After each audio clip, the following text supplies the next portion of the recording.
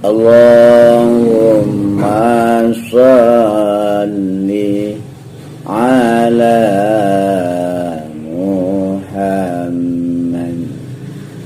ya Rabbi salli alaihi wasallim. Ma'asyiral muslimin wal muslimat yang berbahagia, alhamdulillah dengan izin Allah kita diperjumpakan kembali dalam kajian kitab Risalatul Mu'awanah. Bismillahirrahmanirrahim. Wal yakinu, adapun yakin. Yakwi adalah yakwi bisa kuat apa yakin. Wayahsunu dan bisa bagus apa yakin. Biasbabin dengan beberapa sebab. Jadi untuk mendapatkan keyakinan yang bagus, yang kuat, ada beberapa hal yang perlu kita lakukan. Minha adalah setengah daripada asbab. Wawa adapun yakin,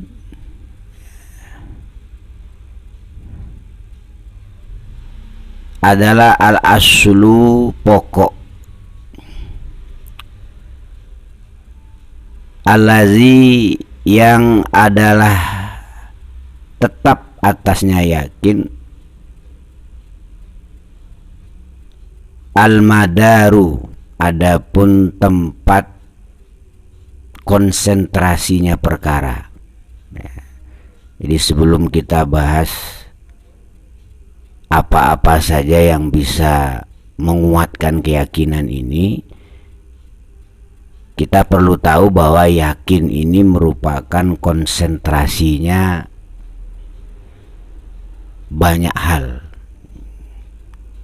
Karena yakin ini adalah ruhnya yang bisa menggerakkan apa yang kita lakukan supaya sampai kepada apa yang kita inginkan.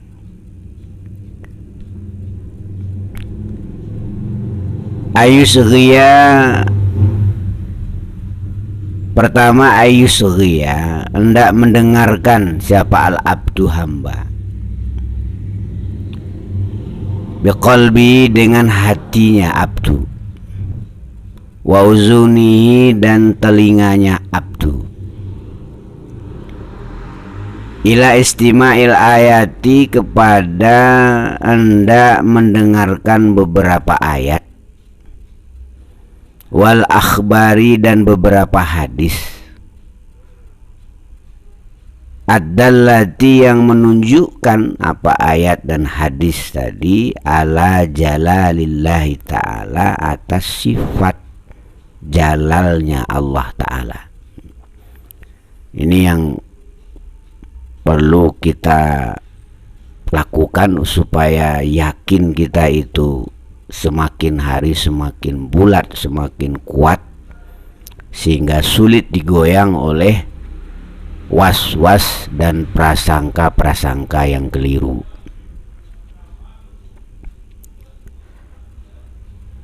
Pertama, kita harus sering-sering mentafakuri ayat-ayat dan hadis-hadis Rasul yang menceritakan, yang mengkhabarkan sifat kemahaagungan Allah. Itu yang pertama, kemahagagahan Allah, wa kamalihi dan sifat-sifat sempurnanya Allah.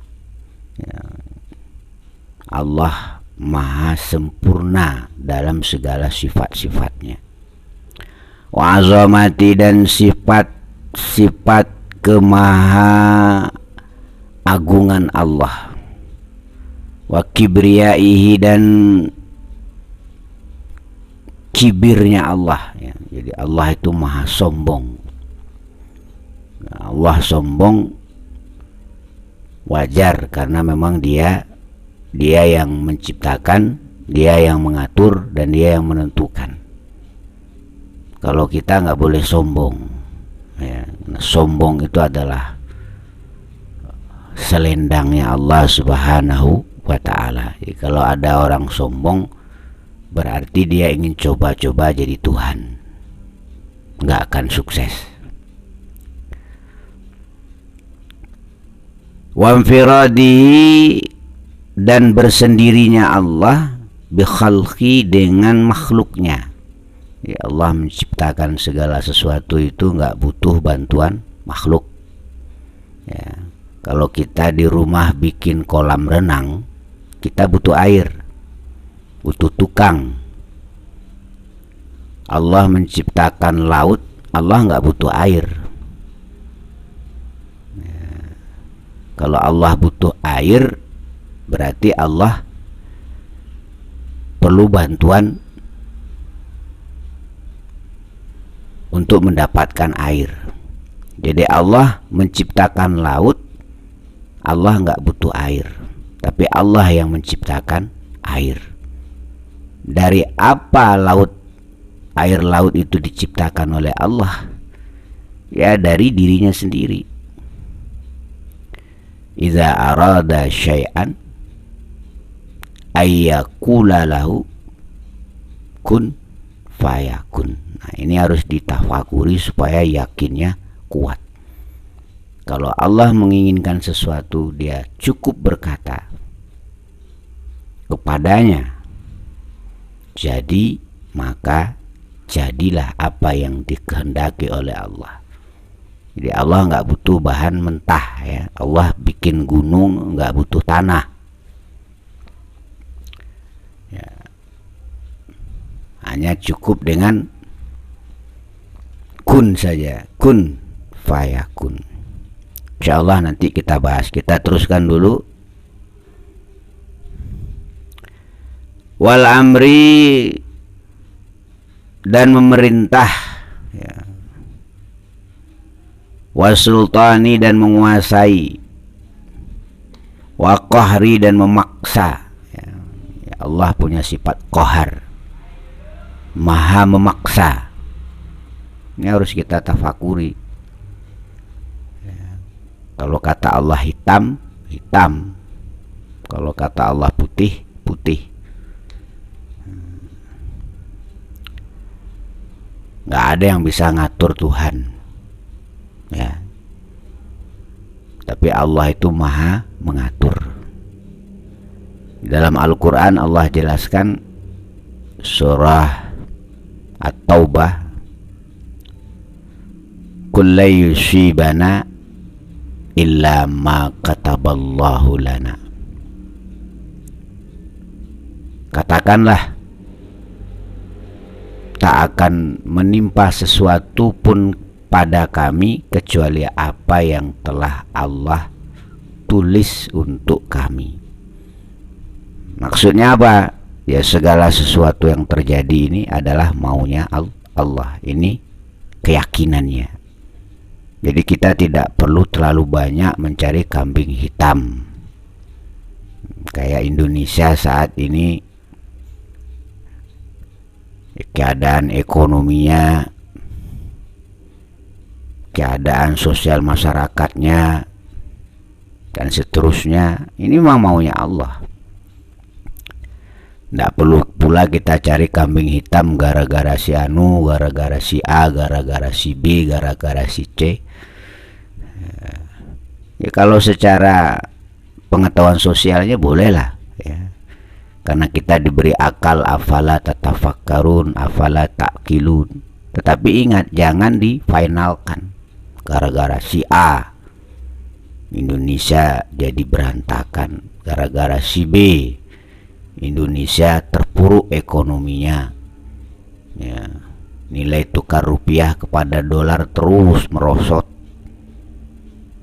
utang luar negeri Indonesia terus membengkak gara-gara ini, gara-gara itu tidak boleh sampai kepada keyakinan. Kalau hanya sekedar teori ekonomi, teori bernegara berbangsa, bolehlah sebagai evaluasi, sebagai perbaikan, tapi jangan sampai jadi keyakinan.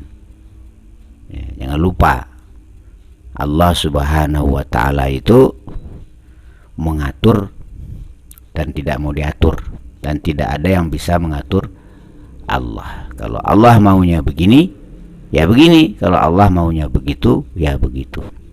Ma'asyiral muslimin yang berbahagia, ini qahar, maha memaksa. Itu harus sering kita tafakuri. Ya, ayat-ayat di dalam Al-Quran, Allahu khalaqakum wa ma ta'malun, wallahu khalaqakum wa ma ta'malun, kata Allah.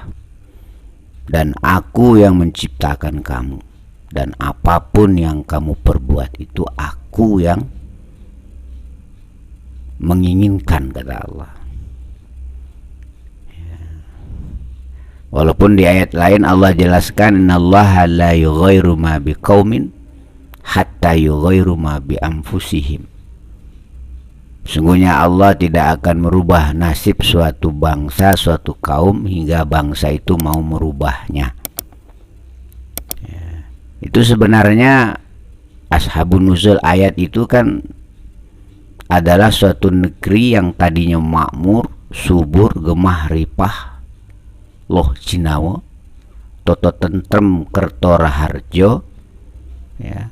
Tetapi karena masyarakatnya membelakangi perintah Allah, mulai berani kepada Tuhan, mulai memperturutkan iblis dan setan, lalu Allah persulit, Allah berikan kesulitan.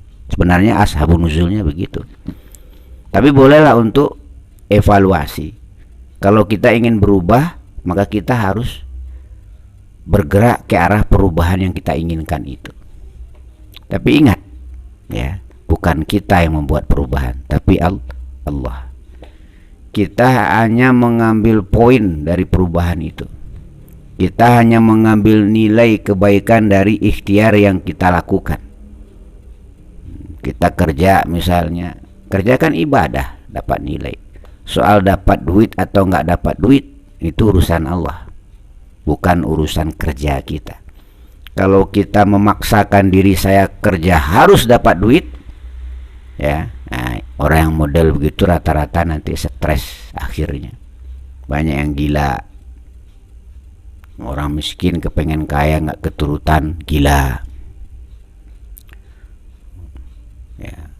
Orang sekolah kuliah kepengen jadi sarjana, kepengen jadi PNS, nggak keturutan, gila. Kenapa? Karena dia menganggap bahwa usahanya itulah yang membuat dia berhasil. Kita ikhtiar, kita usaha itu hanya untuk mendapatkan nilai. Yang menentukan hasilnya itu adalah Allah Subhanahu wa ta'ala. Innallaha ala kulli syai'in qadir. Jadi itu salah satu cara untuk mendapatkan keyakinan. Sering-sering membaca ayat hadis yang berhubungan dengan sifat-sifat kemahakuasaan Allah. Bagaimana Allah menciptakan bumi ini, mengatur bumi ini sendirian, tanpa ada masukan-masukan dari yang lain. Lain kalau seorang presiden memerintah negara, dia butuh masukan dari menterinya, dari penasehatnya. Allah enggak. Allah enggak butuh itu. Jadi Allah itu menciptakan sendiri, mengatur sendiri, menentukan sendiri. Dan Allah tidak terpengaruh oleh siapapun. Jangan kita menganggap usaha kita yang jitu, ya, pikiran kita yang jenius bisa mempengaruhi perjalanan roda takdir Allah ini. Nggak bisa. Apa yang akan terjadi tetap aja akan terjadi. Dan apa yang tidak akan terjadi tetap aja tidak akan terjadi. Ini caranya untuk mendapatkan keyakinan. Sehingga bisikan-bisikan dari setan, dari iblis, baik setan iblis yang dari bangsa jin maupun dari bangsa manusia, tidak bisa menggoyangkan keyakinan kita kepada Allah. Qul huwallahu ahad, Allahus somad. Allah tempat konsentrasinya semua makhluk, tempat bergantung semua makhluk. Yakin ya. Kemudian dilanjutkan wa ala sidqir rusuli, dan atas benarnya para utusan Allah. Ini untuk menambah keyakinan ya. Kalau tadi sifat-sifat Allah yang maha kuasa, maha agung, maha memaksa ya. Sekarang kita harus mempelajari, meyakini kisah-kisah para utusan-utusan Allah, wa kamalihim, dan sempurnanya Rasul ya. Wa ma, dan perkara uyidu yang dikuatkan siapa Rasul bi dengan ma minal mu'jizati, daripada beberapa mukjizat ya. Ini untuk menguatkan keyakinan. Kita pelajari mukjizatnya Nabi Muhammad SAW, bisa membelah bulan, di tangannya keluar air, bisa untuk wudu, untuk minum, untuk para kaum muslimin, ratusan bahkan ribuan orang. Makanan sedikit bisa mengenyangkan ratusan bahkan ribuan orang. Nah, Rasulullah itu kalau jalan selalu dilindungi awan ya, dan Rasulullah itu keringatnya wangi. Itu mukjizat Rasul. Ini kita pelajari supaya apa? Yakin kita bertambah kepada Allah Subhanahu wa taala. Semakin hari semakin kuat, semakin hari semakin kuat ya. Mukjizatnya Nabi Musa, tongkat bisa membelah laut dengan izin Allah. Tongkatnya dipukulkan ke batu, batunya keluar air. Bahkan 12 mata air memancar dari batu setelah dipukul dengan tongkatnya. Ini mukjizat. Kemudian tongkatnya bisa menjadi ular ya. Ada mukjizat Nabi yang lain, Nabi Sulaiman, dia bisa terbang, bisa mengendalikan angin, bisa memerintah manusia, jin, bahkan binatang tunduk kepada perintah Nabi Sulaiman dan seterusnya. Bahkan dia bisa ngomong dengan hewan. Kalau kita baca ceritanya, kisahnya di dalam surah As-Saba itu kita pelajari, kita tafakuri untuk menambah keyakinan. Jadi memang untuk mendapatkan keyakinan yang kuat, yang bulat ini, kita harus mujahadah, berjuang, riyadhah ya, banyak-banyak bangun di malam hari. Wa minal laili fatahajjat bihi nafilatan lak, dan sebagian malam bangunlah kamu untuk bertahajud sebagai tambahan bagimu. Dengan itu insya Allah Allah akan tempatkan kamu di makom-makom yang mahmudah, termasuk makom yakin. Ini yakin kepada Allah Subhanahu wa ta'ala. Ceritanya, mukjizatnya Nabi Ibrahim ya, dibakar nggak mempan, itu mukjizat. Nah, itu sering kita tafakuri supaya yakin kita bertambah kepada Allah Subhanahu wa ta'ala.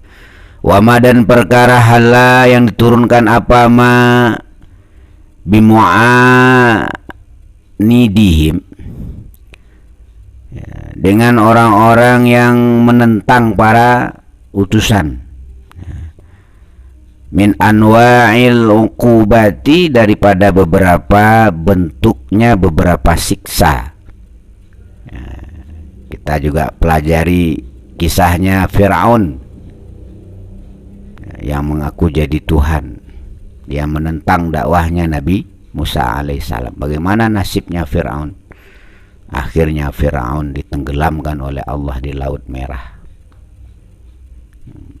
Bagaimana nasibnya Qarun yang menyombongkan harta kekayaannya, yang lupa diri. Padahal Qarun tadinya orang melarat, cari makan aja sulit. Begitu diberi ilmu sama Nabi Musa, ya, dia jadi kaya raya, dia malah sombong, bahkan memfitnah Nabi Musa. Akhirnya apa saudara-saudara? Qarun dibenamkan, ditarik oleh Allah ke pusat bumi. Bahkan kabarnya sampai hari ini Qarun itu masih hidup. Setiap hari ditarik terus ke dasar bumi. Bagaimana kisahnya Namrud, ya, yang mau membunuh Tuhan. Apa kata Namrud kepada Nabi Ibrahim? Ibrahim, mana Tuhanmu? Akan kubunuh.